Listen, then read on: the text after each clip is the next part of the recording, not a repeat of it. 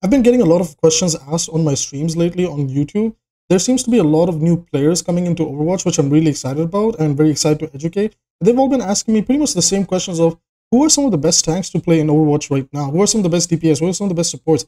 And I decided, you know what, let's do a tier list and let's break it down as best we can. Now, I did kind of pre-record this video and I ran into some problems and I had already finished like the tank part of it. So we're just gonna do our level best to kind of speed run the tank part and then move over to support and DPS. I will do my level best to kind of give explanations for, what I think is like really, really good and what is kind of really, really bad. So, if you want the TLDR of the tank side of things, anything that is below B is in a very awkward and very clunky spot, and they definitely need help. And anything that is B and above is actually very, very strong picks right now. So as you can kind of see, in C and in Junkrat tier, we have Wrecking Ball, Reinhardt, Doomfist in C, and in Junkrat tier, we got, well, the two Junkrat characters. Guess you could count Ball as well, but we'll keep him up here, and I'll talk about that in a bit, is Junkrat Queen and Roadhog. Onto the B side, we have Orisa. On A, we have Sigma, and in S, we have D.Va, Winston, and Zarya. So let's talk about why the tank tier list is like this. I'm going to start from the bottom and work my way up to the top. So Junkrat tier. The problem with Junkrat Queen and Roadhog right now is, first of all, both of them have ridiculously similar playstyles, and they are also prone to the exact same weaknesses.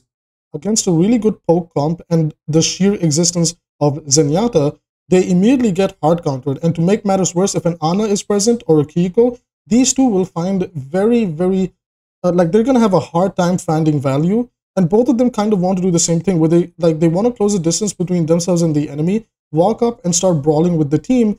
In Roadhog's case, he wants to find a very fast pick. In Junkrat Queen's case, he wants to kind of, disposition the enemy, stack her bleeds, and do all sorts of other things. But we're going to try and keep this simplistic and not go into a lot of depth. I actually, by the way, the Junkrat tier doesn't necessarily mean that these are the worst tanks, but in comparison to everybody else, utility and just, the gameplay presence that the tanks bring, at the moment, Junkrat Queen and Roadhog are some of the worst picks that you can have on your team. Now, that does not mean that you cannot make it work. It just means that you're going to have a very difficult time playing them because they are outpaced by the rest of the roster of tanks and, most importantly, DPS and support characters. More often than not, it's actually the supports that put pressure on these two than the DPS themselves. So let's keep moving. In the C tier, we have Doomfist. Now, Doomfist is in a very, very interesting situation. I actually wanted to put him in B tier, but once I kind of mapped it out in my head, I realized not a lot of people are going to have enough time of day or even that much commitment to a character like Doomfist to bring out the value that a Doomfist specialist can. And that brings me to my point here. Doomfist is actually in a really, really bad spot right now. And like I said, it's kind of similar to the Junkrat situation where you can make him work, but again, he just gets outpaced by every tank here. In fact, if you play the Junkrat Queen and Roadhog into Doomfist, these two will actually outpace Doomfist. Actually, maybe you could even say Doomfist is the worst tank right now. But I am considering the fact that if you have Doomfist specialists who are playing, tank Doom, they can make it work. Now, what is the problem with Doomfist? First of all, Doomfist specialists understand various different techs about Doomfist. They understand certain rollouts, how to control the map with Doomfist and everything. There's just one problem with Doomfist, even if you know all these things. His kit not only feels really clunky, it feels extremely underwhelming. The damage numbers he puts out is just really sad. And he struggles to follow up on his own engagement. It's like if you don't have a good coordinated dive team to kind of go in and follow the Doomfist in his engagements, you're going to find yourself just in the enemy backline surrounded by 4 people and burst down in the span of a few seconds. It also certainly doesn't help right now that the 3 DPS that are in the S tier, in my opinion, Genji, Sombra, Torbjorn, and Reaper, sorry, that's 4 of them actually, but we'll get to DPS in a little moment. These characters just bully tank Doom. So you can make Doomfist work, but you really, really have to learn a lot of things about Doomfist, play him to picture perfection, and even then, you're just going to bring your team the most bare minimum value that all the other tanks, including the tanks and Junkrat here, can bring. But in the scenario where you have a Doomfist specialist playing Doomfist, again, they are going to bring some value, but it's just going to be it's just going to be harder than just having maybe, let's say, an Orisa or Sigma and doing the same thing that a Doomfist would do. If anything, one of my teammates in the stack that I play with, he actually hit the nail perfectly. He just said, Doomfist is basically like a budget Winston now. Like whatever Doomfist does, Winston does it, but just better. So why would you pick Doomfist when you can just play Winston, and Winston brings so much more into the table, and he has really good matchups against the other tanks? And that actually brings me back to the case about Doomfist.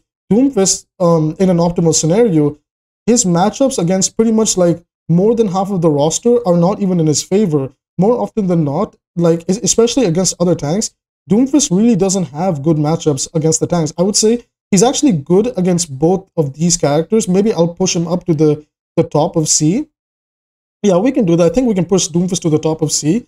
But once he kind of runs into an Orisa, a Sigma, or any of these other tanks, they can just completely outpace him. On that same note, Junker Queen and Rhoda can also outpace Doomfist. But the thing is, Doomfist does bring some sort of a utility that does put him above both of the Junker characters that the Junker Queen and Rhoda character, they do not bring enough utility. Doomfist still does bring some utility with Power Block, with the immense amount of CC and the slow from his meteor strike. It can set up your team for some really great plays. Again, if you're in a coordinated environment, then you can really push Doomfist into a good spot. Again, he's kind of hopping back and forth. Like all the C tier characters are kind of just hopping like for a position against each other. But they're all suffering from the same thing, which I'll talk about in just a moment. Now we come down to Reinhardt. I actually think Reinhardt is in probably the worst state that he's ever been in Overwatch's lifespan, and I definitely think he needs a buff. And I'd much rather see some sort of a movement buff to Reinhardt than anything else, because at the moment, Reinhardt just gets completely outpaced and, most importantly, outbrawled by every other tank in the game. Every other tank in the game has a good matchup against Reinhardt. Even Orisa, like you can make an argument that, like, from a semi-competitive, semi-casual perspective, if the enemy had an Orisa back in Overwatch 1, Ryan was a really good pick into her. Because Orisa was so stationary, Ryan could just farm Shatter, walk in front of Orisa's shield, and just catch everybody hiding behind the Orisa and then walk in with his team. At the moment, Orisa just completely bullies Ryan into a corner, deletes him from the game, and keeps it moving. Reinhardt needs a lot of help, and it doesn't help that because poke damage is also so strong in the game now, and again, through the sheer existence of Zenyatta, Reinhardt is struggling to find his place in the game. He is still a good pick on the maps that he's good on, such as King's Row and, you know, like Lijiang Control Center and, you know, etc., etc. But he definitely needs a little bit of help. I don't know if we need to make him more tanky. I would personally like to see just an overall, like, you know, movement buff to him, like maybe like a new passive that, you know, he's just moving a little bit faster or something like that, and see if we can bring him into a little bit more of a healthy spot. That brings us to our next tank. Although, you know, Ryan still brings great utility to the team, this shield is nice for the people that need it, although it gets bursted down in the span of like 3 Overwatch seconds. And then Earth Shatter is still a great ultimate. Like, Earth Shatter is still really good, so Ryan does have that value. Actually, I'm gonna push Ryan up here and push Wrecking Ball down here. Yeah, I mean, for the C tier characters, I'm actually really like all over the place, but it's fine. Now, Wrecking Ball. So this is the funny thing. I think as all of us were transitioning into Overwatch 2 and thinking about circumstances, I think everybody thought Wrecking Ball would be the perfect or basically the best tank in Overwatch 2, because in Overwatch 1, he was pretty much the solo tank that just did whatever he wanted, applied a lot of like pressure, created a lot of space through the different like angles and flanks that he denied and took himself, and then just completely controlled the area. Except the problem now in Overwatch 2, because the maps are a lot more open and because the game has kind of come down to just one tank versus one tank, if the Wrecking Ball is kind of like always all over the place, he doesn't really want to stay in one spot. The problem with that is that the team comp behind the Wrecking Ball is left completely open. So, for example, let's say even a scenario like this, if you're running Wrecking Ball into a Doom or Rhino, let's just like, and you can apply the same logic to all the other tanks, right? If the Wrecking Ball is just kind of off doing his own thing, the enemy tank might just, like, the enemy tank and, you know, their comp in general would just walk on, like, the rest of the enemy team, delete them by the time Ball even decides that he wants to make a safe engage. So, Wrecking Ball, I don't think he necessarily needs a buff. I don't even think he needs a nerf. I think it's just a case of the fact that at the moment, everything else is just, like, good, and Wrecking Ball just can't keep up with it. Now, that has more to do with the fact that we might need to tune the other tanks. I think Ball is in a decent spot. Like, again, same thing with Ball. If you're a Ball specialist, you can probably make him work, but it's going to be really difficult. Like, these three characters, like Ryan, Ball, and Doomfist, they all need specialists on them to make it work. Like, if you're just playing them, like, through, like, a casual perspective where, you know, you're, like, learning the character, everything, you're going to have a hard time because there's a lot of things that are just good against them. Like, again, Sombra, Reaper, Genji. can farm all these 3 tanks like without problem and without feeling any pressure to them, right? Even Sojourn to a certain extent. Now let's move over to B, and this is where we start the better tank slots. These 1, 2, 3, 4, 5 tanks are actually in a really good spot within the game. Orisa and Sigma. Orisa is really, really good at poke damage, and she's actually really good at brawling all the tanks below her. She does start to struggle a little bit against the tanks above her, but you can make her work, although Orisa is very, very prone to poke damage, and that's why I put her below Sigma, because Sigma can, in theory, deal with poke with his ability, with his cooldown cycling through using the, like the sucky thing where you can just absorb damage and convert to HP, the shielding. If you're like smart with Sigma, you can actually like make it work. He has the rock to kind of control the enemy's positioning from far away. So Sigma can kind of do that things, and you can even make an argument that Orisa has her own little new defense matrix with like a boop ability to it, and she has the spear. But the problem again is that Sigma's I think a lot about Zenyatta's presence in the game, and not even Zenyatta. If you again want to look at like the DPS in the game, like there's so like poke damage is so good in Overwatch 2 that Orisa, like if the enemy team doesn't play up in Orisa's face and just like play from a little bit of a distance, Orisa can get bursted down pretty easily, and she has a pretty bad matchup against like DPSs like Reaper, Sombra that can just completely disable her kit, Genji who can completely outpace her, Torbjorn who pretty much just farms her for free railgun shots and farms her backline, whatever. So, Orisa is pretty much the middle ground tank. She's really good. She's not bad, but, she's in a pretty good spot. And I think Blizzard did a great job with her rework. I hope we could see something like that with Doomfist, and we could put him in the B tier too, eventually in the near future. Moving over to Sigma. I think Sigma is actually a very underrated pick, and he's being kind of slept upon simply because of the S tier tanks that we'll discuss in a moment.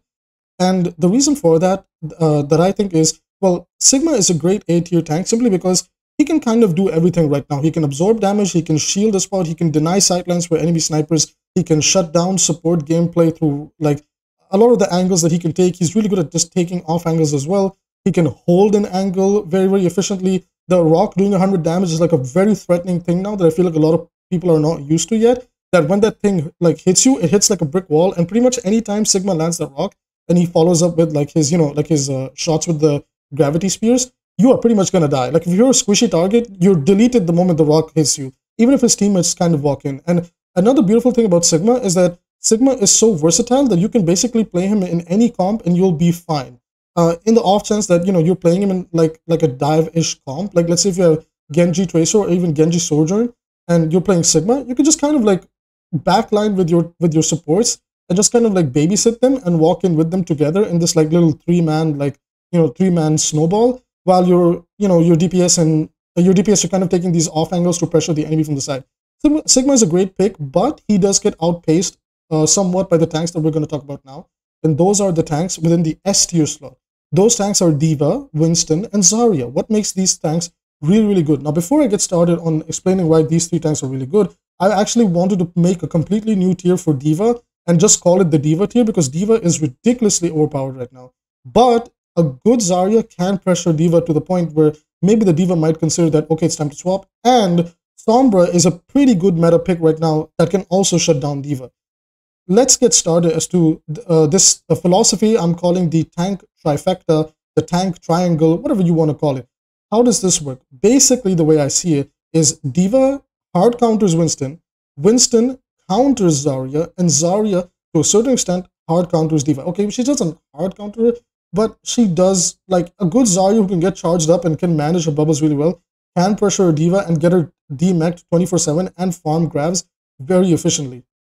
Now, the thing about D.Va is that if the D.Va player is smart with their positioning, they can take some really good angles that the Zarya just can't, angle herself to, take the high ground or force D.Va off a high ground, and D.Va can force out barriers with her various different abilities, and defense matrix is a lot more longer, and D.Va is a lot more tankier. So again, D.Va can outpace every other tank in the game if the D.Va player is smart and just burst them down with her team. D.Va is also really, really good in playing with her backline, her front line, and wherever she wants to be, she can make it work. As long as you're extremely hyperactive on D.Va and you know where to be and when to be there, you're going to have a really good time with D.Va. Now, that brings us to Winston and Zarya. Sorry, I kind of started with D.Va, like why she's the best tank in the game, but I'm kind of talking about them all in a big circle. Winston is also in the same case as Zarya, where Winston can control pretty much any part of the map, and because of certain characters that are meta picks right now, with the exception of Reaper, Winston is really good at pressuring Genji, Sombra, and Sojourn, along with anybody else if you're good with your engagements and you know how to bubble dance and, you know, maintain your space and also control space to deny these like different DPS and even support or other tank characters certain sightlines. Winston can be a really good pick, but again, the problem with Winston is the moment if there's a Reaper or even Reaper, Sombra, Diva, Winston's going to have a really hard time. He's just going to get bursted down. That's not going to be good for the game. Although Winston is a really good pick against Zarya, because in their matchup, Winston's going to struggle. Zarya is going to struggle find, like, you know, because Winston can kind of bait out the bubbles, and even if he's damaging the bubble, he's not necessarily charging it that much, and he can burst her down pretty well. It's also really helpful that because the game right now is very, very fast-paced, Winston just works really well with characters like Reaper, Sombra, Genji, Sojourn, Tracer, maybe even like a weird, like, Widow, like a bit of a Widow-esque dive comp where you let your Widow sit in the back, get picks, and Winston just keeps going forward. And like with Far Mercy Dive and all sorts of other things, like even like with the Moira, if you jump in with all these characters, Winston just provides so much value and so much control of map spacing and just map positioning where he can be with his team, that Winston is a really, really good pick. And every point that I've mentioned that Winston is good, Diva also does that, but Diva can do that just a little bit better than Winston can right now, simply because like her burst potential and her potential to peel for her team. This is where Diva is a better pick than Winston. Winston can't necessarily peel for her team, peel for his team as good as Diva can, but Diva can peel, Diva can burst down enemy tanks, Diva can shut down enemy DPS, especially hit scan DPS, so well right now that that's where Diva excels. Again, I don't want to draw this out too much because I can keep on going for hours and hours. I just want to give like a, you know, straightforward explanation, or else like what I believe is a straightforward explanation that makes sense. Now Zarya. Zarya is probably the best brawl tank in the game right now. She's really good at just kind of grouping up with her team and walking in.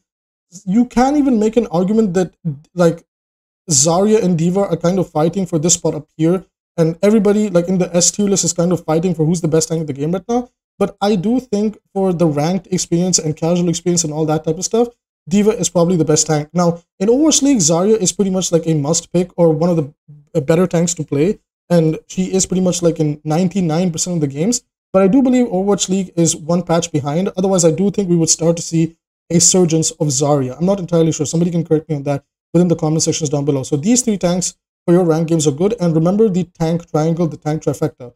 Winston counters Zarya, Zarya counters Diva, Diva counters Winston. However, Diva can counter both these tanks over here if she's smart with her positioning and she knows how to bait out cooldowns and just delete these characters from the game. Alright, that's it with the tank slot. Let's start moving over to the next characters. That's going to be our supports. Again, I want to try and keep this short, but this video is going to be drawn out, and I really hope you guys don't get bored, because pretty much like you're just going to be seeing this screen in front of me, and we're just going to be talking about the game, you know, normally. So let's go over to supports, right? So here's what I personally think. Before we go into supports, none of the supports are in a bad spot, including 𝐒𝐿. I know some people were like a little bit iffy with 𝐒𝐿 because her kit is a little bit clunky, but I would say this is the support tier list, right? So first of all, Baptiste, and I've done some scrims. I've played with some really, really good 𝐒𝐿 players, and I've played her myself. 𝐒𝐿, right? Baptiste, 𝐒𝐿. Where's Lucio? I don't know where Lucio is. Hold on, guys. We gotta find Lucio real quick. Lucio. I'll adjust everything in just a moment. Let me just kind of bring all the supports in like one area. We'll just bring all the supports in one area. I think that's it for all our supports, right? That's 1, 2, 3, 4, 5, 6, 7, 8. Right? There's no other support that I missed. Yeah. Okay, sweet. Okay. Yeah. So this is what I think, right? I think Baptiste is like, but like he's probably the best support in the game right now, right next to 𝐒𝐿. These two are gonna be really, really good together. And I think Lucio's up here too. Like I think these three are actually really, really good. Ana's over here, Zen is over here. Brig.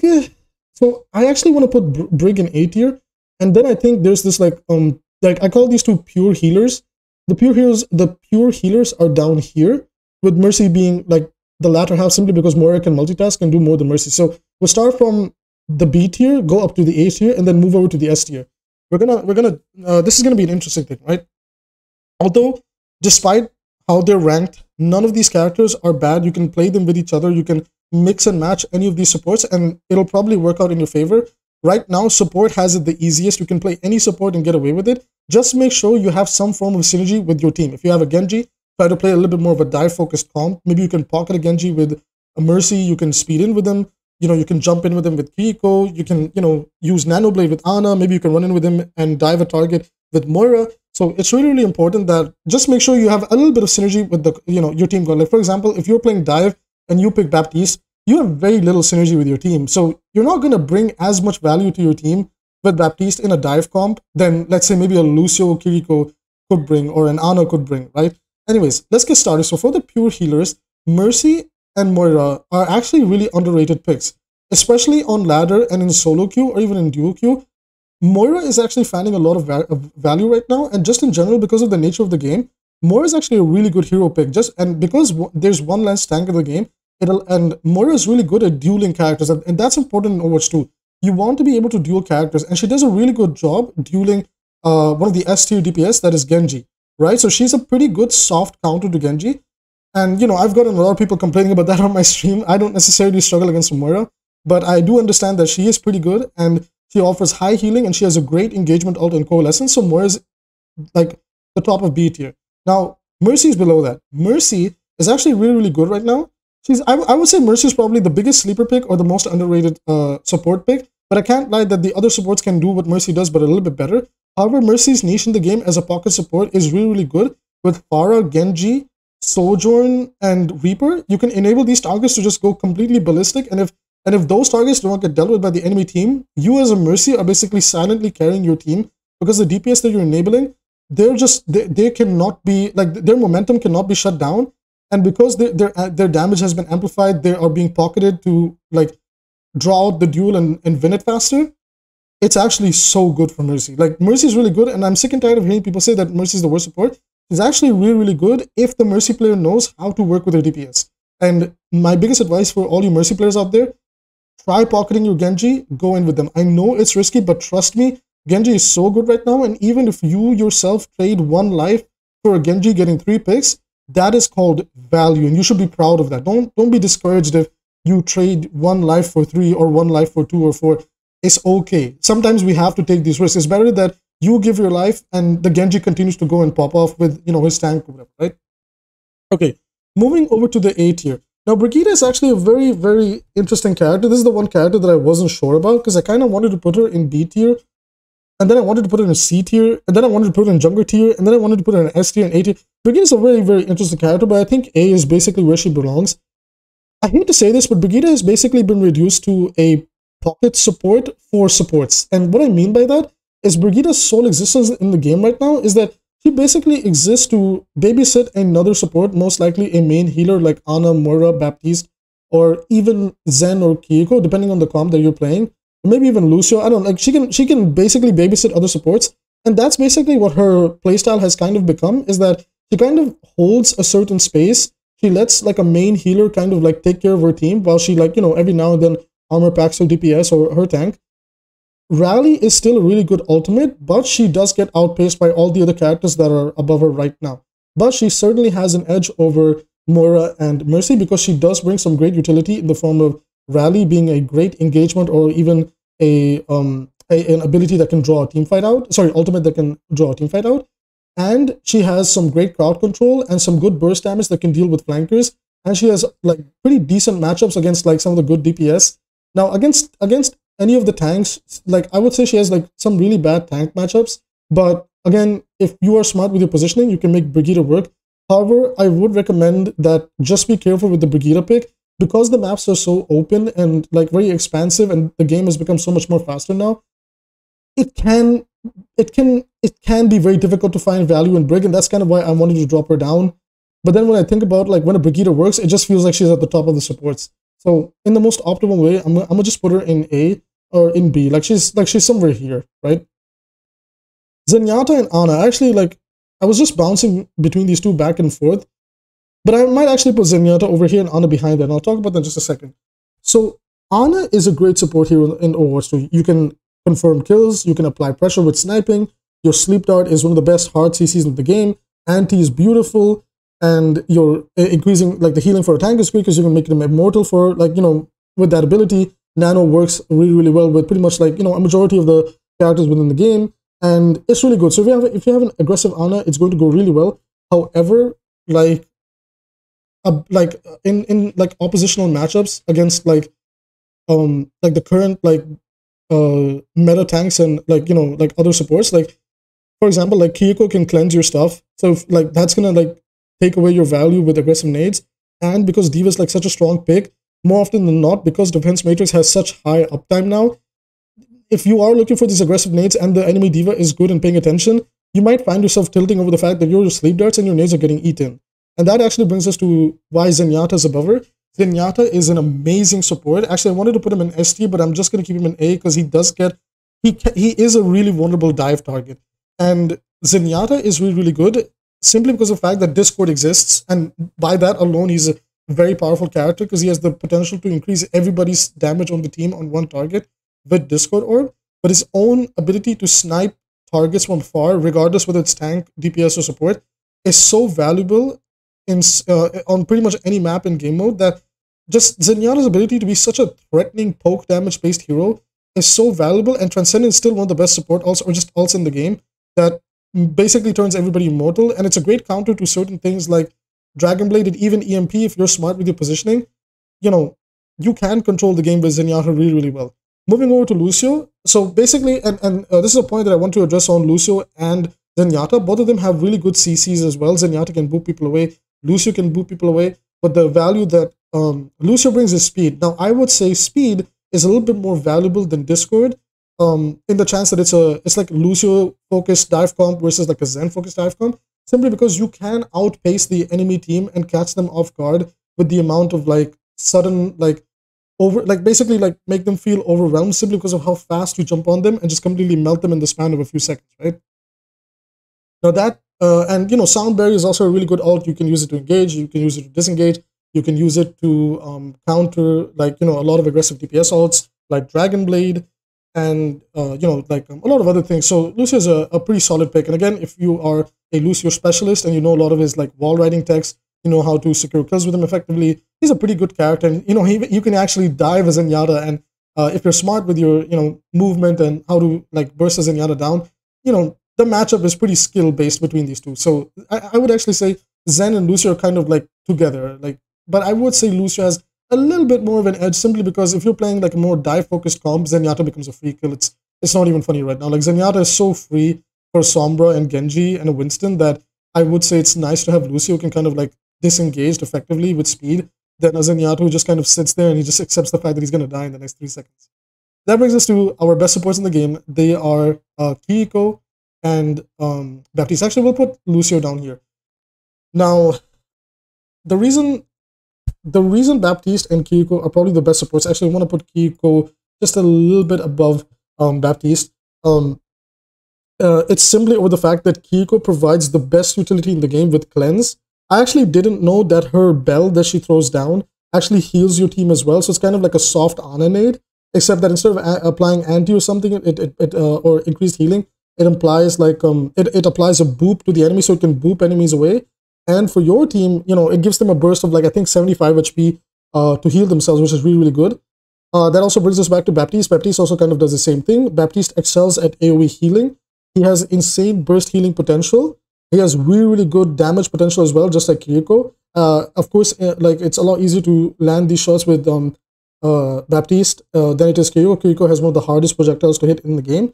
However, if we want to just go by the idea that everything is optimal, then 𝐒𝐿𝐄 does have an edge over Baptiste, and that's over the fact that Baptiste's value comes from Immortality Field, and Amp Matrix can have Amp Matrix only has synergy with like a few characters. However, 𝐒𝐿𝐄's ultimate has synergy with anybody on the roster that understands how to utilize it. For example, I've been practicing a lot of like the 𝐒𝐿𝐄 ultimate like with Reinhardt, the 𝐒𝐿𝐄 ultimate with Genji's Blade, the 𝐒𝐿𝐄 ultimate with like a Soldier Visor, or even like a D.Va. Oh my god, you guys should see what D.Va can do when she sits inside the little dome that like the gateway dome that 𝐒𝐿𝐄 creates. The amount of burst damage D.Va can do is so scary. She turns Reaper into a freaking spinning Beyblade at like light speed. So 𝐒𝐿𝐄 is, oh my god, guys, this is, as we're recording this, we got a new sub, but I'll call it out on live stream later. But thank you so much for the sub. This is actually very interesting. But thank you so much for the sub.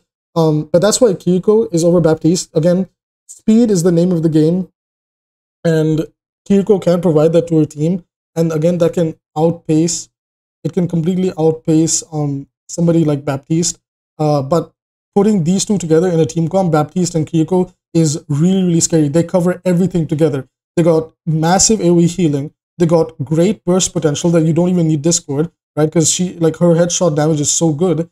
And you have immortality field. You have two forms of immortality for that case, right? And you have some great zoning ults. And like if you want to use like Bap's Amp Matrix as a zoning ult, you can do that. And you have a great engagement ult in 𝐒𝐿𝐿's ult, which is the gateway that she creates, the Kitsune Rush.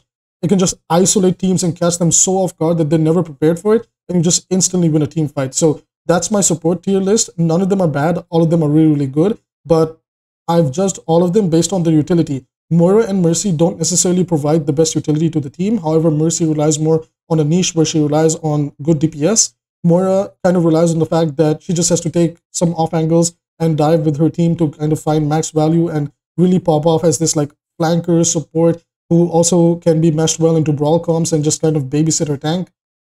In the A tier, we have these supports who are just, they're solid picks. Honestly, they're not bad, but I would say that Baptiste and 𝐒𝐿𝐿 completely outclass these supports because they do everything that these supports do, but they just do it 10, 100 times better. And Brigitte, like I said, Brigitte just kind of hops around between all three of the S, A, and B simply because like she can be fit into any comp, and it just like she's a lot more team reliant. Like all these other supports are not as team reliant as maybe Brigitte, who really does need a tank to kind of watch her, to play around her, DPS to maybe peel for her. So that's why Brigitte can be a little bit difficult, but a good brick player can find a lot of value. So that's just my opinion on the supports thing, and that brings us down to DPS. Now this video is already getting pretty long, and most likely I'm not going to edit anything here and post it in one big go. And that brings us to the DPS, and we're going to start, we're going to see whoever pops up and we'll talk about them. So we got, so I've already got the S tier characters down here. So it's Genji, Sombra, Reaper, Sojourn, and Tracer, right? Actually, there's a part of me that wants to put Tracer in A, simply because I think Tracer is getting outpaced and outdueled by these characters, with maybe the exception of Sojourn, but we'll talk about that. Actually, I want to put Sombra above Genji, and I want to put Genji over here, Reaper here, and Sojourn here. Yeah, I think this is really good. I think you can even put Tracer here, but yeah, okay, let's put these guys here. So these five, no, I think Tracer is the leader of A tier. We'll put her here, and we'll make the tier list first, and then we'll talk about it. So we got Soldier. I think Soldier's B. Widow is A. Again, we have to think about all these characters in optimal situations, not from the fact that you have bad players on them. I would say Echo is B. I'd say Hanzo is B. I'd say Ashe is A. I think Bastion is C or Junkrat here, but I think we can put him in C. Junkrat is Junkrat here, that's for sure. Pharah is also B. Yeah, Pharah is B. Symmetra is C. Torbjorn is C. Mei is B. And Cassidy is also B. Yeah, I think this is a pretty solid lineup of the DPS and their positions within the game. If there's anybody I'm missing, whoops, but let me cover this. So let me just have a quick look at this. Let me arrange everything in order. Yeah. Let me just kind of think about this. Yeah, I think this is pretty solid. This is a little bit debatable, like Cassidy and Soldier. This is a little bit debatable, but yeah, I think actually Soldier having mobility and a get out of jail card with his healing and mobility is actually better than Cassidy's, but I'd say they're probably on the same level as each other. All right, let's start talking from Junkrat here all the way up to S tier. So Junkrat is basically useless everywhere. He gets outdueled, outpaced, outmatched. His Riptide can get destroyed even in the most optimal scenarios on maps like maybe Icon Wall Defense or Legion Control Center, and Icon Wall Third Point.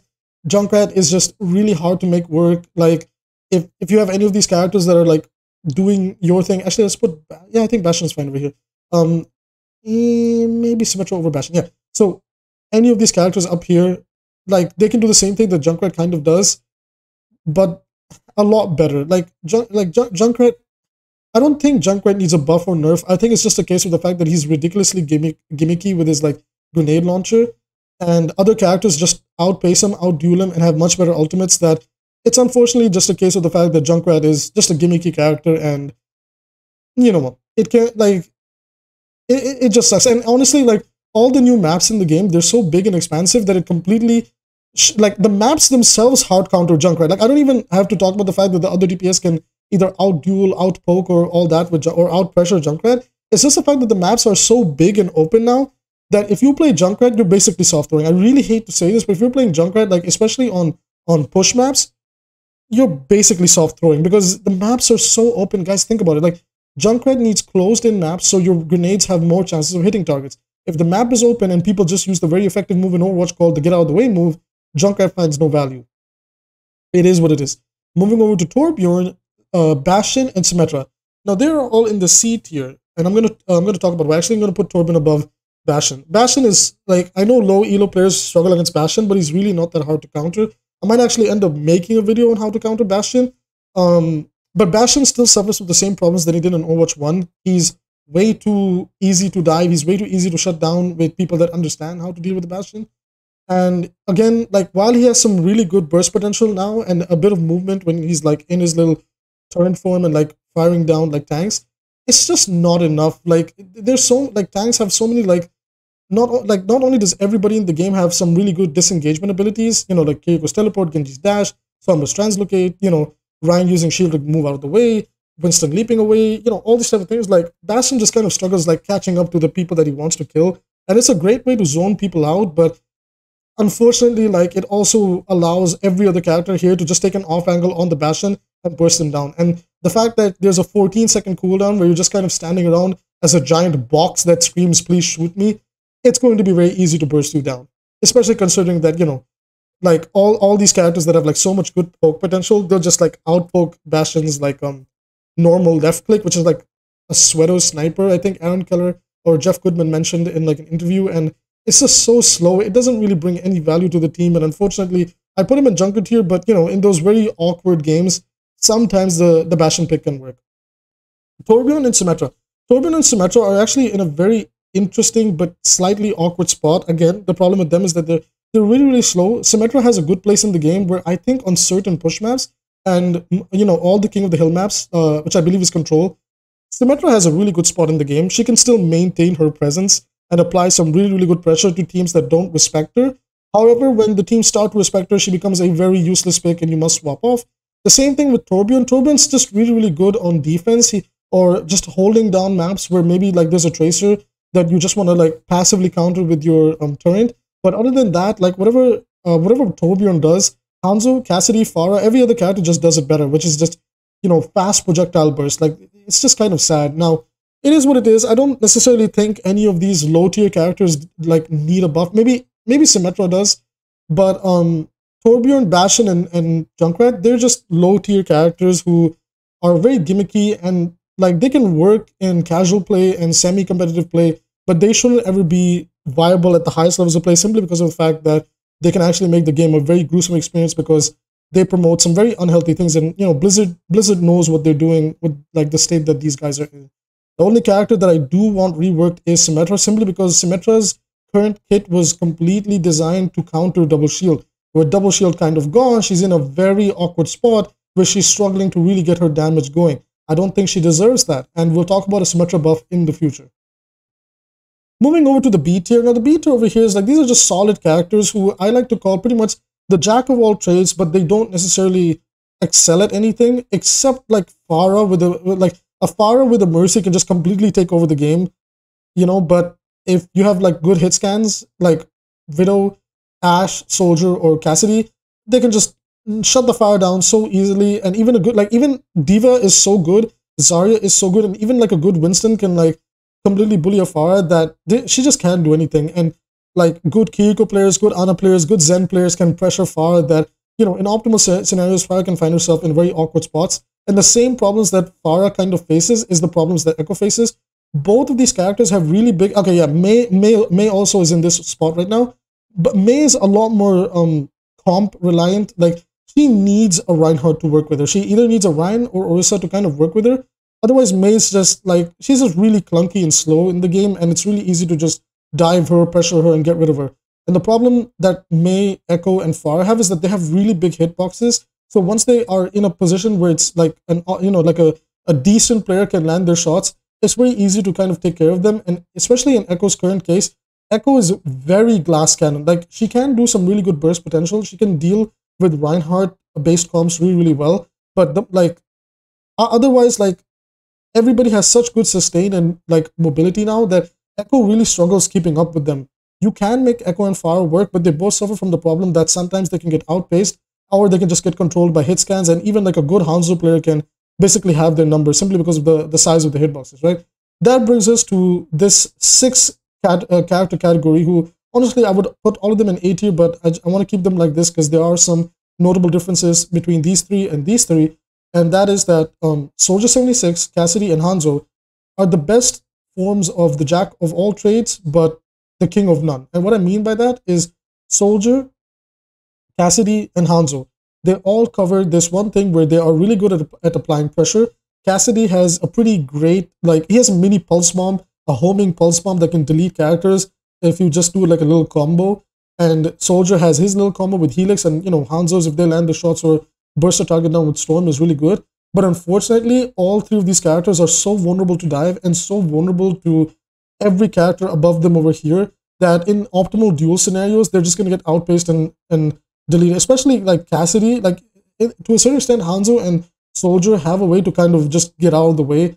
But if Cassidy gets dived or gets pushed into a corner by Orisa or a D.Va, it is what it is. He's just getting deleted. So these three, they're good. They're good. They're not bad, and they're pretty optimal picks. But you might need help from your team to start either securing some kills or enabling yourself to be a lot more aggressive. That brings us to the A tier, which is Tracer, Widowmaker, and 𝐻. 𝐻 is really good. She applies really good poke pressure. She has a really good ult in Bob who can zone enemies out, who forces, like, who can even get like a cheeky pick or two. And it's just really, really good. Like, I really like 𝐻 and Widowmaker are both in the same thing where, because like there's less shields and everything, they have open line of sight to put a lot of pressure. And I would even put them in the S tier. Like, think of it like this, right? If these four characters struggle to deal with these three characters would be in S tier, or even in a tier, like, just like, these would be in A and these would be in S. However, in optimal scenarios, let's assume like the duels are fair and people understand how to like engage, counterpick, disengage, and rotate the maps. Widow can get pressured by, especially like D.Va and Genji right now with how good they are, and even a good Sombra player. It's really hard for Widow to sometimes find value because she just doesn't have the space to play the game. Same thing applies to 𝐻 as well, is that if your team comp that is focused on 𝐻, if the dive or the enemy team is like super fast and they're closing the distance and you're not being given room to breathe, you're gonna have a hard time. That brings us over to Tracer. Tracer's in a very interesting spot. If you are a Tracer player that understands this character and can push it to her maximum limits and knows how to like engage and find these solo picks in the background, you'll be fine. But Tracer is also becoming really, really team reliant, that anytime she engages, she cannot overcommit too much because she's so vulnerable to certain characters now. And with so many ways to like move around the map, like in terms of like the supports or ways to apply passive pressure to a Tracer, it can be very difficult to find value on Tracer. But if a Tracer can take over the game, she will just control that game and be like a massive nuisance. And again, whatever Tracer does, Sombra does it, but even better, and has hack, and that's even better utility. We'll come back to Sombra at the end, since she, in my opinion, is the best DPS character in the game right now. Not in terms of raw damage, but in terms of utility and how she sets up her team. We also have to think about that, right? Reaper is really, really good right now, simply because the nature of the game is like very brawly and up in your face. Reaper has a good spot in the game right now where he can just burst tanks down, he can outduel all the other DPS. If he gets in a good, comfortable position from flanking or teleporting behind the enemy team, he can burst them down really well. And because there's less CC in the game, if you can bait out certain cooldowns, your Death Blossom is going to get some pretty big play of the game type of play. So Reaper is pretty solid. Moving over to the Sojourn. Sojourn is basically all the hit scan characters. So she's Cassidy, Soldier 76, 𝐻, and Widowmaker all in one. She can do everything these characters do, but better. Her railgun shot, again, like I played against a good Sojourn and it was a nightmare. Like, you could never deal with her because every time you just try to get up in her face, she has probably the best mobility in the game. And a good Sojourn player knows how to make the railgun work, and he will at least confirm one kill before the team fight can even start. Like, trust me, guys. Like, I know there's like a lot of new players who are like learning Sojourn and everything, so they'll be like a little bit all over the place, but the moment you get locked into a lobby with a good Sojourn player on either side, they just completely take over the game. And I have a guide coming on Sojourn in the future as well. This brings us down to the two best DPS in the game, which is Genji and Sombra. Because the name of the game now is about dueling and brawling, Genji is really good at isolating targets and brawling them, and just completely moving from one target to another and taking advantage of the amount of burst damage there is in the game for him and following up on his team's gameplay. Not only that, but Genji's Dragon Blade can be paired with a lot of different ultimates in the game, or just by himself can be used as a zoning tool, or even as a tool to confirm 1 or 2 kills to apply pressure to the enemy team and just keep the fight moving in your favor. He's a really good pick. The only reason I put him below Sombra is that you have to be picture perfect on Genji. Genji is not that type of a character that any person can make work. It really is the Genji specialists out there, like Haxel, Sparkle, Necros, me. I'm gonna take some credit for myself. If you've been watching my VODs, if you've been watching some of my gameplay, you have to basically play this character picture perfect. And if you understand how to play him, if you can, okay, so let's say it like this, right? If you can at least get 1 pick with his neutral and 2 picks with Dragon Blade, you can carry with Genji in your games, right? He's really good. But the reason that I say that, well, Genji doesn't need a nerf or any adjustments to his kit is because characters like Moira, Winston, even a good Diva, and Reinhardt, Brigitta, Zarya, these characters can pressure Genji to a point where he might be forced to swap. Like if you're not good at dueling with Genji or understanding how to dive targets and win your duels, you can actually make an argument that Genji is actually at the bottom of B tier or even the beginning of C tier. So he starts to become a very awkward pick in the people that don't know how to make him work, right? But in the most optimal scenario, Genji is actually one of the best DPS in the game right now. This brings us to the best DPS, and that's Sombra. And the reason I put Sombra above Genji, even though a lot of people are saying Genji's the best, some say Genji's the best, some say Sombra's the best, some say Soldier's the best, some people are saying, hey, you're sleeping on Reaper, Reaper's the best. I say Sombra is the best simply because of the fact that hack is insane. Hack can not only happen on the same target over and over again, you can completely shut down a tank, force your tank to just walk in on that tank, delete them, and then just walk with your tank forward and delete targets one by one. And it renders a lot of characters useless. Like if a Sombra just kind of jumps on a Genji, hacks him, he's so vulnerable, he can't dash away, he can't deflect away. Like she sets up her team so well. EMP is just basically a free team fight win. It doesn't even require like some form of a skill where you need to, like Genji's Dragon Blade, you don't have to like confirm a kill, move to another target, then get a kill, avoid the CC and all that. Sombra can go up to midair, do a huge EMP explosion. Everybody's down to like 30% of their HP bar or something like that, and she and her teammates can just start bursting people down. And she's great against all the supports. She's great against like 90% of the tanks, or just all of them if you know how to position yourself. She does struggle dueling other DPS, but honestly, you don't need to worry too much about dueling. You just need to worry about enabling your team, mostly your tank and your other DPS, to follow in on the person you've hacked, isolate them, delete them, move it, keep it moving.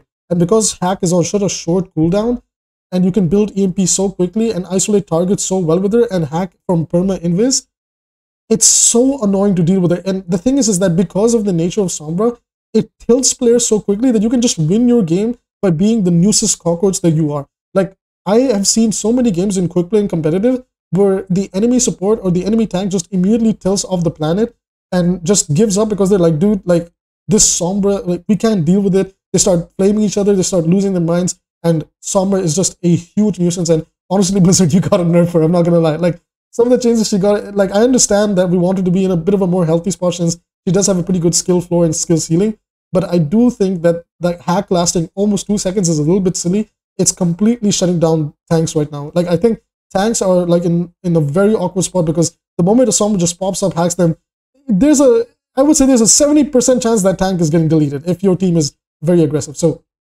that is my tier list, ladies and gentlemen. We covered tanks, support, and DPS. This was a bit of a long video and it was a little bit boring. We didn't really have any gameplay or whatever. You could listen to this like as a podcast in the background. But what do you think? Actually, I have a question for you guys. Let me know who you think are the best supports, DPS and tank. And while we're at it, give me an explanation. And while you're at it, also tell me what elo are you in? What elo were you in Overwatch 1? What elo you are in Overwatch 2? I'm not judging you by your SR. I just want to know like how you guys feel back then and how you feel now in the current elo of the game. Like, just remember, everybody's SR got reset. Don't forget that. All right, everybody is starting at the bottom. Some people they got a soft reset, but it seems like a majority of the player base got a hard reset, which is, well, I did advocate for it, but I do think like the system is a little bit bugged. But whatever, that's a video for another time. With that being said, that's it for this video. If you want more Overwatch content, we got guides coming up from tomorrow. Tomorrow I'm going to be doing the best D.Va guide. And because D.Va is such a strong pick, you know, I highly recommend everybody to learn D.Va, especially if you're a tank player. D.Va is one of the best characters to learn right now. So hit the subscribe button. That's a free way to support the channel. And also liking the video is a free way to support the channel. It helps with the algorithm. Help me get out there. Help me get more subscribers. It's great. All right, with that being said, I'll see you guys in the next one.